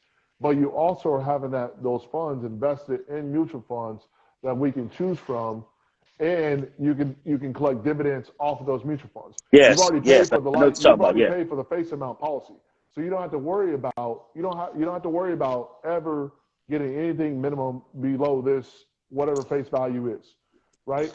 So we would say, all right, we're going to put a portion in there. You can get dividends off of there as well, making money off of that anytime, and your inheritance is already set. Now, what do you want to do to secure your lifestyle, right? So then we say, how long can you wait for such amount of money? They say how long. We put that into a lifetime annuity, or we put that into an annuity with a lifetime income step up, 5 years out, meaning you can get 10% step up on income. Yeah, payments. 10%. I got it. Yeah. Yeah, for every year that you don't touch it, 10% step up income, and it maxes out at 5 years, right? So we do that. Okay, this portion you do without 5 years, we put it into here, right? And then I say, how much? What's your tax liability, and what do you want to reduce from your tax liability, right? So you say, hey, I want to have 50% of my income based off of tax-free income, right? And so then I say, okay, well, we need to put this portion of this $3 million into this mutual fund that's we're invested in federal bonds mutual fund, or a mutual fund that's based out of federal or state bonds that pays out tax-free dividends, meaning that the income that you're getting from these dividends is guaranteed, one, and two, you don't have to pay a penny in taxes from it ever. So then we put that portion of money into there. And then that very year, like on their first dividend payouts, they can pay it out anytime and it's tax-free. You don't have to worry about paying a penny in taxes because it's government bonds, and you don't ever have to pay a penny in taxes from that. So now I just set up this millionaire off of $3 million. Now all their stuff is laid out. They're done. They don't have to worry about, they don't have to worry about leaving an inheritance, their minimum inheritance to their kids and their family. They don't have to worry about their income, if they're ever going to run out of income for the rest of their life. They have a lower tax liability as well. And if they die, what's that? And if they die, their family's not reliable for it, that money. Right. That's the crazy part. Well, no, yeah, that's the crazy part about it. That's the crazy part. Like, if you die, your family not reliable for that money. But this is the thing. This is the kicker. Now, because we set this up, and the way that these are set up, as long as you can be patient and disciplined within these investments, your family is going to make even more money. They're going to get an even bigger inheritance, because on that annuity, if you wait that 5 years for the income step up, by the time you die, that annuity is still going to have you're probably still going to have a $200,000 or $300,000 profit from that annuity. And then it's like my IRA. That's going to pay out to your heirs. And that's the issue with our race. We're not taught this early enough. So I have an IRA. So the IRA is a tool that I use to move money from place to place to place because it's so easy to do. Right. So you have a Roth or you have a traditional? I have a Roth. Because the traditional is too hard to use because they want you to follow, like, it's real rigid. Right. So what I do is, when I sold my business, I dumped all the money they paid me into the Roth, and then I invested into mutual funds, basic annuities, that kind of stuff. And I have a trust set up. So if I ever die, I got insurance, I got trust. My kids won't have to work a day in their goddamn life if they don't want to. Yeah. So, and that's the thing, man. I keep telling people it's more than one avenue to do that, right? Mm-hmm. So property is another one. Yeah. Right. So like I just sold my house like 3 weeks ago. I learned that shit when I bought my first house. If I got 2 kids, right? Say I bought 5 investment properties at $60,000 a piece for my kids and fixed them up, and my kids are making $1,000 a month off of those properties, or $1,500 a month off those properties. My kids ain't never got to fucking work a day in their life. They ain't never got to. And I think that we don't understand that. We don't understand that kind of. But let me tell you how that flows. But let me tell you why I think the caveat to this is with these new kids. They get that, they know that, and they don't want to fucking hustle to get what they need. That's the problem. If I give my kids 5 properties, what is it going to teach my kids? They're going to teach my kids, oh, I'm set for life. But I want my kids to understand, when you got these 5 properties, don't be settled for those 5 properties. Right. Get you 10. Exactly. So my son is 24. So my son is 24. He got a 750 credit score. We had this conversation all the time. I told him, I said, listen, I don't want you to buy a property until you have all the money in your account So he lives with me. He making probably about 80 grand a year because what he does. So he's 24. I said, you can live with me for the next 3 years. And I want you to save all your checks. I don't want you to buy shit. That's it, bro. And I told him, I said, when you move, you taking your brothers with you. And I want y'all to live in this house. You live in this house for 3 years, and then you buy another house with your other brother's credit, and you buy another house, then you buy another house. Now you have residual income, young man, and this is what you do. Let me tell you what I told my daughter. I told my daughter, I got a 17-year-old. I said, you ain't got no choice but to go to college. You ain't got a choice. But here's the thing. I want you to go to a college that's close to home, right? And that you can go to college and you can stay at home. That makes your education cheaper, number one. Number two, I can teach you shit that you don't know about yet. That you ain't You can learn from my mistakes. You get what I'm saying? And then you can build your own business. You ain't got to work for somebody like your daddy do. I work for a living. I work for a person for a living. You get what I'm saying? I make damn good money. Don't get me wrong. Is this guy showing off his cars and shit? Is he in his car showing off? That's what he do. This guy. Anyway, back to what I was saying, man. I teach my kids every day, bro. Like, there's avenues where you don't have to work. Right. Like, there's so many avenues that you can take, bro. Like, right now, if somebody would have told me at the age of 16, 17 what I know now, you couldn't touch me. You couldn't touch me. But the black community is so hell-bent on pulling each other down and stuff, uplifting each other. That's the part that bothers me. Like, I see one black person see this black person doing good. They try to pull them down and stuff, uplifting them. Man, nah. Let me talk to that brother. Let me see what that brother doing. And let me learn from him and see what he got going on, where I can take and reach to my own family. Right. So my number one thing was, like, COVID. A lot of people, and I've lost good people during COVID. Don't get me wrong. So rest in peace to those people. And it's a sad thing that we had to go through that. But COVID taught me some shit that life couldn't teach me, bro. Like, COVID made me be able to work from home and have multiple jobs. Yeah. Working from home. I had multiple jobs during COVID working from home. Doing the same hours, bro. 8 to 5. Multiple jobs. So I was able to save up so much money for that and set my family up. Like, when I tell people bank accounts and pyramid accounts mean a lot. And when I say about pyramid, means if you have a spouse, you have a bills account. She has a checking account. You got your checking account. She got her savings account. You got your savings account. You got your own savings account. And then you got a savings account that has at least 6 months of your bills stacked up in them. Black people don't do that, man. Like today. That's great information, man. I think you realize that people don't understand that, man. If me and my wife lost both our jobs today, we can survive for over a year without working. Yeah. We can survive over a year without working. You know, my thing is, this is another thing. Because clearly you talk to people in the financial industry. You talk to either financial advisors, or you talk to someone that was a financial advisor, or you talk to someone that has talked to a financial advisor and has got them to a certain wealth level. What we don't, us in the black community, what I found as a financial advisor on the other side of the thing, and I was honestly just thinking about this, we don't trust the financial advice that you get from someone that's like actually helping millionaires and is actually hired for the job. That's a mistake. We would rather trust our cousin who just went out and got a life insurance license and works for one of these pay to work companies. Prime America. Prime America. Or we would rather listen to some dude online about financial advice and saying that all we got to do is put money, $2,000 in the savings account and then open up a high yield savings account. Like, bro, you ain't saying shit. Like, that's to get to any wealth level. Look, I'll put this point blank period. All four of us, if we only had $2,000 in a fucking savings account and put our money in just a high yield savings, we would all not be able to survive.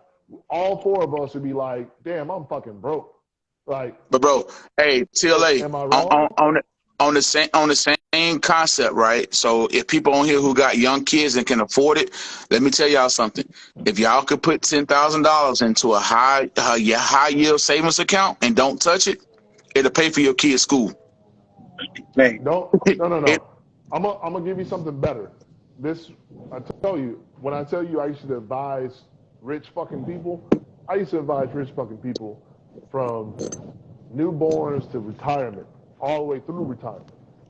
You don't put it into, you can put it in a high yield savings account, but this is what we would do. There is a parental brokerage account that you can open up for Yes, your child. I know You exactly put what you you're talking about. I have those I had those for my sons. Yes. you open up that, and what you do is you invest it in just high yield, high risk mutual funds. Don't do it in stocks, oh, do it in mutual I funds. Because 100% agree with you. this is what people don't understand. So there was one high yield mutual fund called Dynatech from, I don't know if it's still called, it's still called Dynatech It's from still called Franklin Donatech. Templeton. I know what you're talking about. Yeah, Yeah. from Franklin Templeton. That fund right there is what I put money in for my child, for my son, from the time he was 3. What I did, well, no, by the time he was 2, what I did is I opened him up one of those accounts. I put money into the high yield savings, to high yield, high risk Dynatech mutual fund.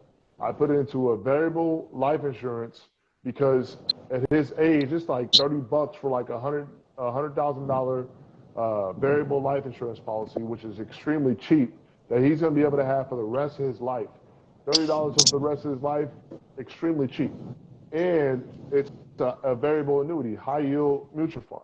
So what these companies do, like Franklin Templeton, what they do is if they have this many shares of this high yield, of this high risk stock, right?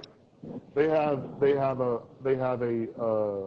basement, or they have a bottom floor of, if this stock goes below this value, we're dumping this stock and we're bringing in another stock that we like, that's still high yield, that can still, high risk, high yield stock. So if Facebook goes under this evaluation, we're going to sell all of Facebook stocks at this price. We're still going to make a profit for our clients, and then we're going to bring in this other stock to replace it. So now you have a money manager right there on hand by just investing in this high yield mutual fund, and you have less risk. You're getting you may not get the reward, you may not get the fucking 40-50% return, but you can still get a 20% return on your money, and you have people that are still there watching it too. I agree with you, bro. So like anybody who listening, I got a lot of old people in my family that believe in banks. And listen, banks are backed by insurance companies. That's number one, right? So if you don't understand what it means, it's better to invest in insurance than it is best and to have a bank invest in your money. So a bank is taking your money, making more money off of your money, and you're Yeah. not making, You're getting nothing. but you're making like 0.5% off of your savings account, right? Exactly. So like, Nothing. so Exactly. it don't. And the reason why I said high yield accounts, so like if you're a person who believes in banks and you Well, don't that's know right. how to get off of that yet, like if you're based off a high yield account, if banks is your go-to and you have all the faith in the world in banks, high yield savings accounts are the best thing for you to do. But insurance, investment in mutual funds, like you just said, from an early age, is the best things you can do. And Right. like, I'm not disagreeing with you. I wanted you to go ahead and finish the talking and ETF. let you know. No, because I'm always I can speak about this stuff dead drunk, blackout drunk. That's how much I know this stuff. Because damn, bro, you done brought everyone in here, bro. Hey, what's going on, fellas? Y'all talking some real stuff right now. Some good stuff. People need Definitely. to hear about this, man. Yeah, Who's not man. I familiar mean, with and investment. that's the thing, is that you have people like myself who were advising millionaires on how to invest their own money, Damn. that you don't think that they like, us as a community don't understand that exist. You know what I mean? Like like Chase Bank. I used to work for Chase Bank. Have you guys ever heard of the private client program? I have. My brother banks with Chase and he invests with Chase. Yeah, so you know about the private client program. What about y'all two? No. Okay, so the private client program with Chase Bank, you have to have at least 300K. Well, I think they lowered it down to 250. You have to have at least 250 in liquid assets to be able to be a part of this program at their bank alone. You have to have at least 250K in liquid assets at their bank alone to be a part of this. So what you get, and now I'm just starting at the basic. This is just basic. This is like the minimum you gotta have. And then there's levels to this shit. So I'm gonna break it down. So just to get into the program, you have to have at least 250K in liquid assets with Chase Bank, just to get into the program. What that gets you is there's actually a bank within a bank in Chase Bank. So if you go to one Chase Bank that's close to me, there's an elevator to get upstairs to another Chase Bank with fucking mahogany paneling all in the bank. They're your own personal bankers. You have lemon water right there at the table.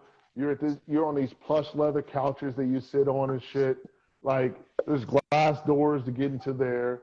You know, like you gotta have, you know, if you were a private client member of Chase Bank and you're 250K in there, you're still broke compared to the other private clients, just to put it plain and simple. So they have that. And what you're getting is your credit cards are better. Your perks are better for your credit cards, travel miles, cash back, all that stuff with no annual fee on that. That's like a thank you for being at this wealth level and having your money with them, right? They give you a better return on your savings account. They give you a better interest on your checking account that's better than the best savings account for anyone that has less wealth with them on there. You have mortgage perks where you get a percentage less than what the normal person gets in there. If you have a business, you have better loan perks from them. Like this, it's crazy, right? And then there's the bank with Chase Bank that you have to have at least 10 mil in liquid assets with them. On that, you have to go to downtown Chicago and you go into this high rise and you have to have a fucking card to get on. Like you have to have like this private access card to get on, right? And you're talking to advisors that don't talk to anyone that has less than, I think the minimum, I think for that was like 5 mil. Like 5 mil, no, sorry, it was 10 mil. 10 mil was the minimum for that. You had to have 10 mil in liquid assets or investments with Chase Bank just to get at this bank. And this shit was bananas. I'm saying fucking catered food, like the best coffee, like, bruh, like anything you want, you can get in this fucking bank. And then they had the billionaires bank. Like bruh. So and that's another issue with our people, man. We need to understand the difference between assets and liabilities. Like that's a huge difference. Like I see all these folks, and don't get me wrong, man. My wife got a 2023 Hyundai, whatever the fuck she wanted, whatever it's called, Palisade or whatever it's called. I have a brand new F-150, and those are not cheap cars, but that's one of the worst fucking investments you can ever have. It's a car. Right. A car's going to depreciate the moment that you buy it, and it's never going to give you back the money that you put into it, ever. Immediately. As soon as you drive off the lot, it's like 10% of depreciation.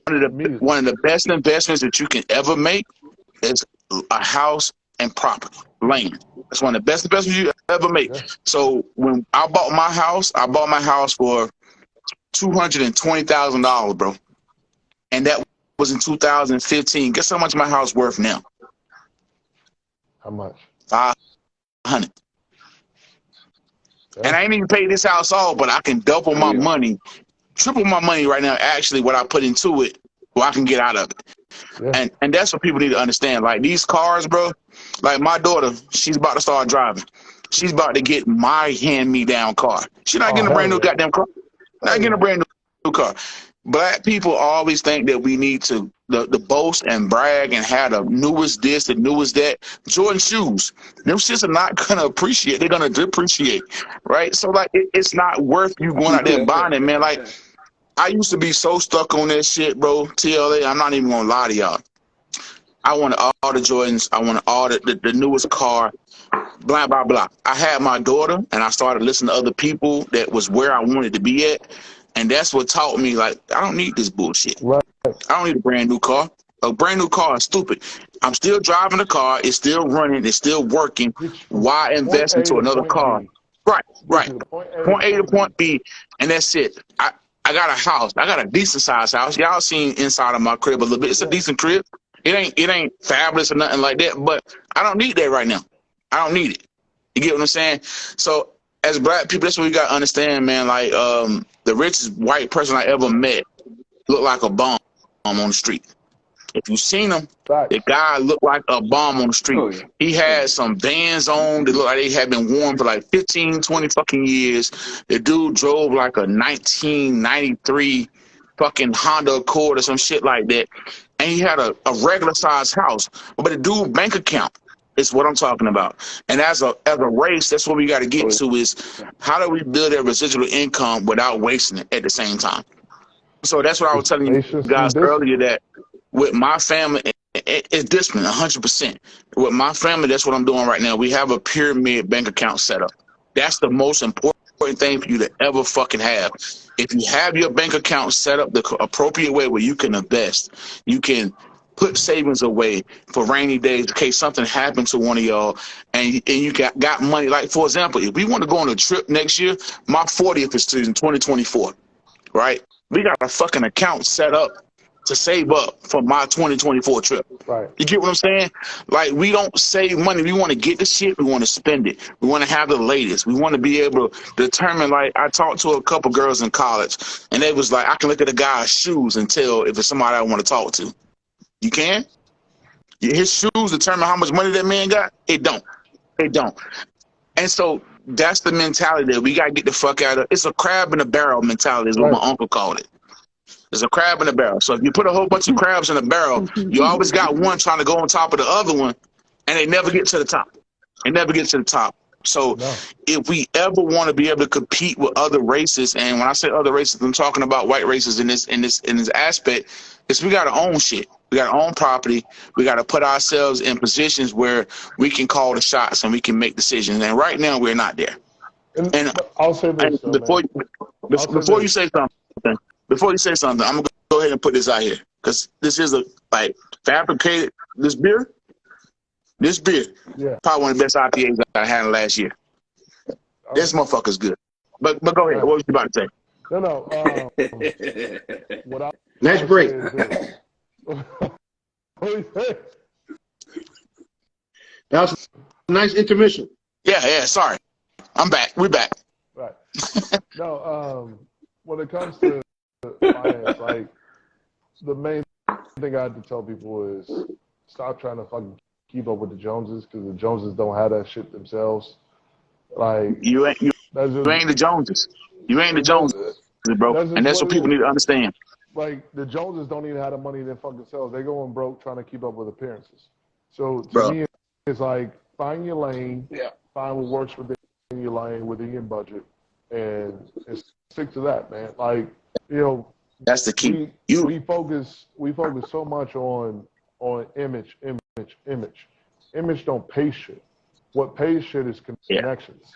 If I can say, hey man, I can take your brand, you pay me this, with all of our jobs.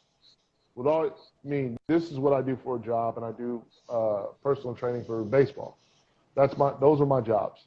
But for y'all jobs as well, it's like, okay, I can get you from point A to point B because of my knowledge, because of my connections, and that's what they pay you based off of. they're gonna say, okay, you're only worth this much money because you can't get me this far, but this guy over here can get me this far, this much further, so I'm gonna pay them this much more money. That's what a job does. They pay you based off of your value.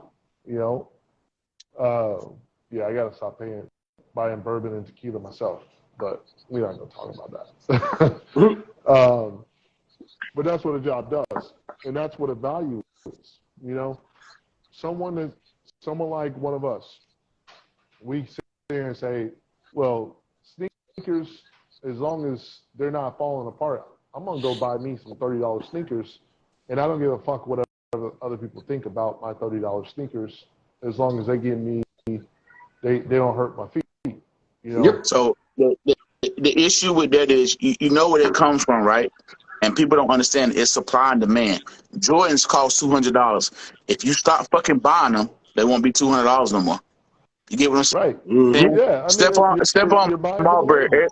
Everybody thinks Stephon Marbury was a dumb person, right?